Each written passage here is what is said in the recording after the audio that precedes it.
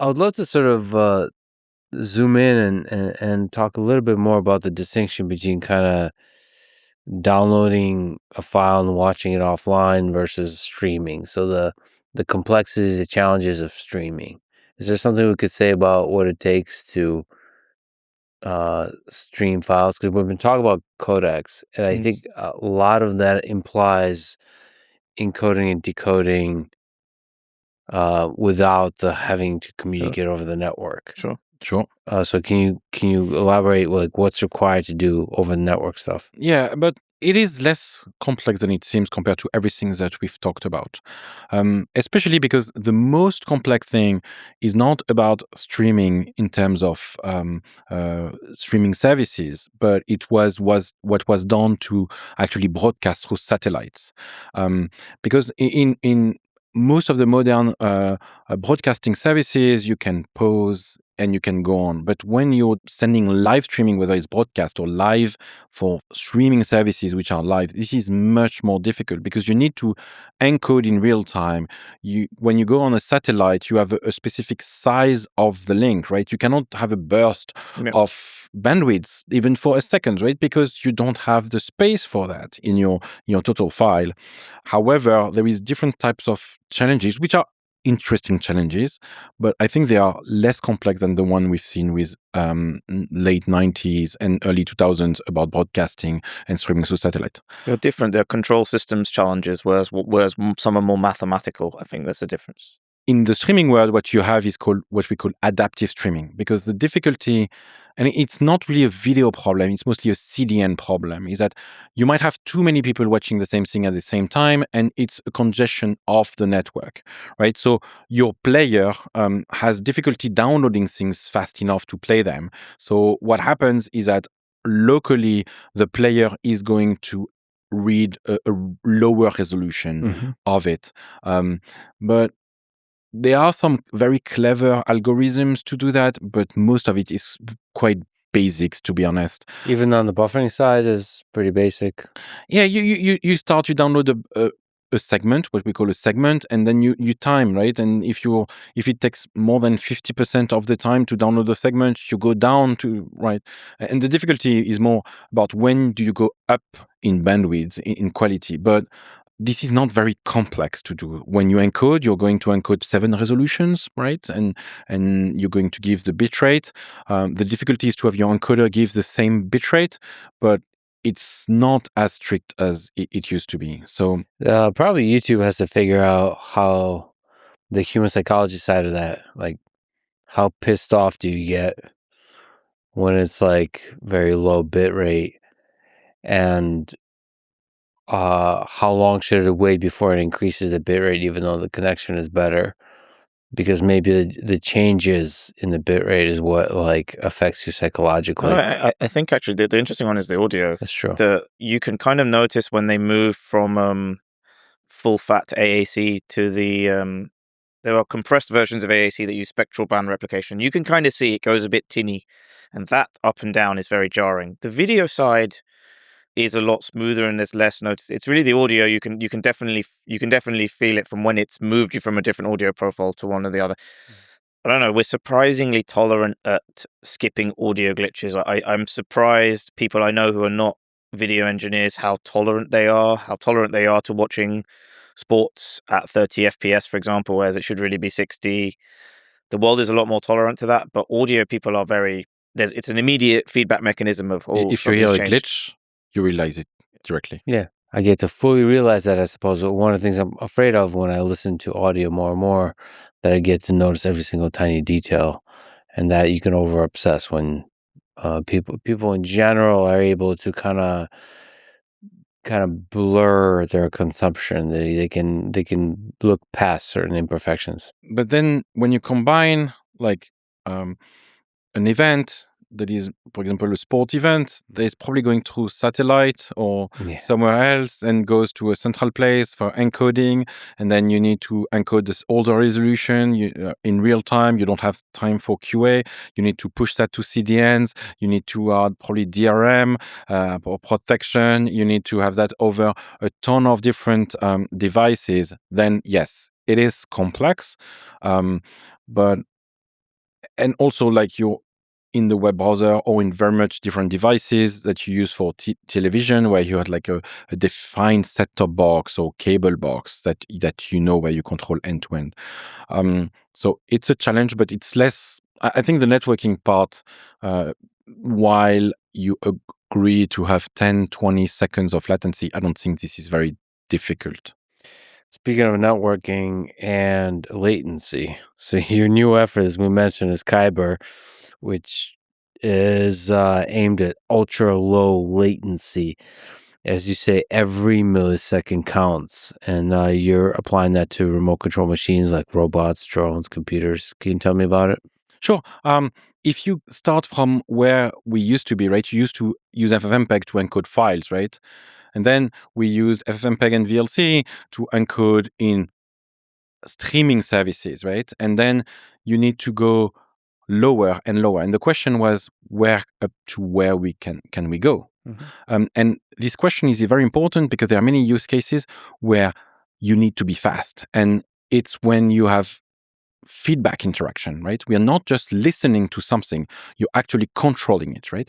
And that's the biggest difference that compared to what we've done so far is that I need video to have a feedback on something that is happening live, whether it's a drone flying, whether it's controlling a humanoid robot from distance, whether it's controlling a rover, whether it's playing a video game in the cloud gaming, because this is what I did on a previous job, right? I was CTO of a cloud gaming startup. And this is a very interesting topic because you push to the limit the network. You need to care not about the quality like we've done on video and we've talked about with X264. You care about latency because a millisecond is meaningful when you're controlling a car, right? Well, you've used Waymos, right? When Waymos don't work, and that happens even if 1% of the time, there is someone that is basically remote controlling that. And this is exactly the stuff that we're building. It's really an SDK platform to do end-to-end control of machines. So this comes up quite a lot in a lot of different contexts in robotics. So obviously teleop is becoming more and more important, including for training robots via machine learning. Yes, and what we do is a bit different from everyone else, is that we take only one socket, one connection, which is a quick protocol based on UDP, which is interesting because it's done for low latency. It doesn't have two of the what we call the TCP end of line problem and the HTTP end of line problem.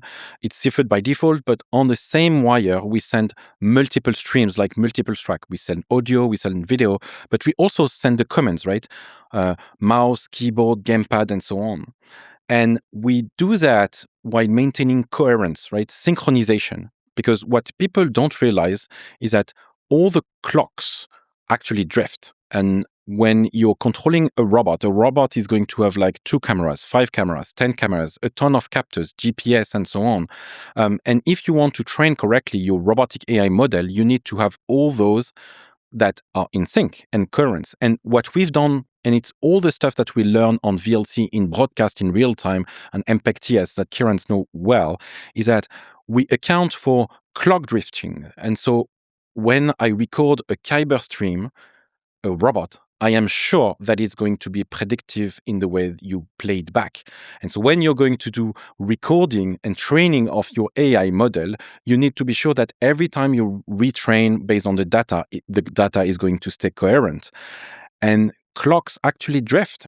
Like the existing solution works with one camera. Once you're going to have 5 or 6, it's more complex. So you want to make sure that the visual snapshot perfectly matches the time it actually happened. Exactly. And also, if you're going to control, right, I do something on robot, I need to be sure that it is actually happening at that precise time, right? And so we have on the server, which would be a robot, a time of like re-timestamping mechanism accounting for clock drift for that, right? So that's one of the use case of Kyber to control robots. I also think like remote drones, remote whether it's defense or non-defense, remote cars, remote submarines. There is many places in industry or remote surgery where the expert cannot go everywhere the machine is because it's dangerous or it's too costly, right? So you allow people to have machines next to you, right? The goal of Kyber is to make distance disappear because it's either projection of skills or projection of power, right? So imagine we are all like, you've seen the Meta Ray-Ban and everyone else, right? You need to stream there, right? Because you're not going to run anything over there, right? So you need GPU power that's on the cloud, on the phone to stream that. And so all of these use cases needs to be not about extremely low latency, but real-time latency for video.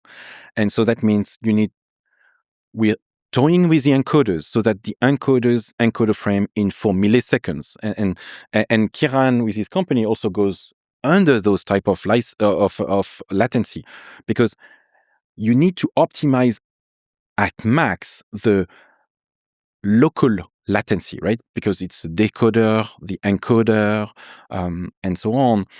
Because this time is going to be added to your networking time. And it's not just about low latency, it's also about like reliability. We do clever things like forward error correction, right? So forward error correction is you overtransmit a bit of data, right? A few percent. And while overtransmit, you're allowed to lose some packets because all of that is very difficult over a internet network where you're going to do things very far away. And if you check that all packets are delivered, you add a ton of latency. If you don't want latency, what we do is that we overtransmit some data that you can reconstruct on the client side when there is things that are broken, right? So, and we a few weeks ago, we were doing the demo around Las Vegas for the CES.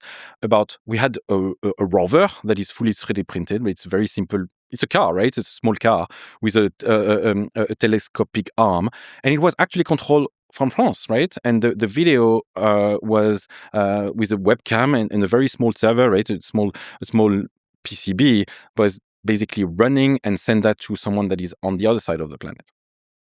And so there is so many use cases. You can also think about having AI who are going to control many drones and so on. And technically, we need to be amazing in video. We need to be amazing at networking. We need to care about any milliseconds in networking, in encoding time, in decoding time. And also you need to integrate very low level. So sync everything together well, but how, like, what kind of latency can you get to? Like, when you say milliseconds, what's the goal? So my goal is 4 milliseconds glass to glass latency. What's glass to glass mean? So it's easy, right? You have a computer which is running a program, right? Probably a video game. And this one is actually running, right? It's an example of a robot, right? And you have the replicate that is done through the network.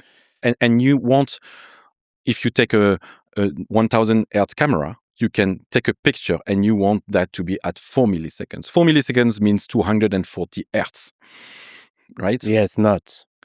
So far, we achieve 7 milliseconds from a Windows to Windows or window to Mac.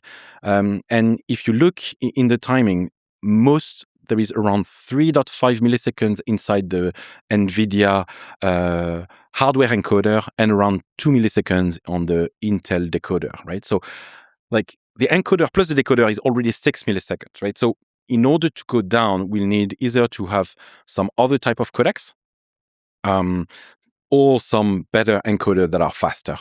But 4 milliseconds would be the graal. It's pretty nuts. I love it, though. I don't think anyone's ever achieved that, right? That's fast. You can achieve that with custom hardware, with SDI, with professional hardware. But I want that to work over the internet. I want that to work with any robots where you're going to have a small Jetson Nano in it or N150, right? I want that because there is going to be millions of robots or drones are just rolling robots or flying robots or swimming robots, right? It's just a machine that you control. And in order, either you need to teleoperate them or when everything will be fully autonomous, you need to tele-observe them, right? You need to check what's happening. Yeah. And in my view, in the future, like all those remote cars will be observed by an AI model, which is just going to say, well, everything is good. And when it's not good, say, hey, there is a problem. And then you have an operator, right? And this is going to be about safety, right? When you have your humanoid taking care of your grandma or my grandma, I want to be sure that everything goes well and I'm not in those type of horrible scenarios where the robot is dangerous. Or when I'm driving, I want like the car to stop when it should stop. And if needed, someone takes care of that, right? And so there is so many cases, scenarios about real time. And so the goal of Kyber is to make real time control of machine. Distance disappear. It's incredible, and some of the same technology, some of the same ideas we've been talking about is connected to what you're doing. And for me, it's amazingly challenging, right? Because I would say that on video, I'm doing okay, but networking, I have so much more to learn, right? It's about like congestion protocols, bitrate adaptation in real time. But it's quite funny, and so I created this project, and we have fundraised in the US, of course. But it's open source, right? This is important, right? Like we've not said that, right? But everything on Kyber is open source. So how do you make money? It's a dual license, commercial and AGPL, right? You remember what you said about licenses. Basically, if you want to use Kyber in your product, you must have your full product open source. If you want to use this amazing technology but not open source, you pay the commercial license, right? So the small people or the hobbyists and the very small guys who want to do that, they can use the technology. They build something that is open source and cool. That's awesome. And if you're a large company, you're going to have the support, all the IP, the right to modification, and so on. So yeah, it's really cool. And also I'm building robots and I love that, right? Like, like the rover we have is 3D printed. We are finishing a demo where it's an actual wing, right? Like a type of drone wings that is also fully 3D printed. We are trying to do a sailboat that is 3D printed, and we'll work on some humanoids. Of course, they are not going to be very good robots, right? It's not our job, but we're here for everyone to make robots. Cool. You're talking to the right guy. I love robots. There's a bunch of them upstairs. And teleop is going to be really, really important, especially as the number of robots scales across the world. So 100%.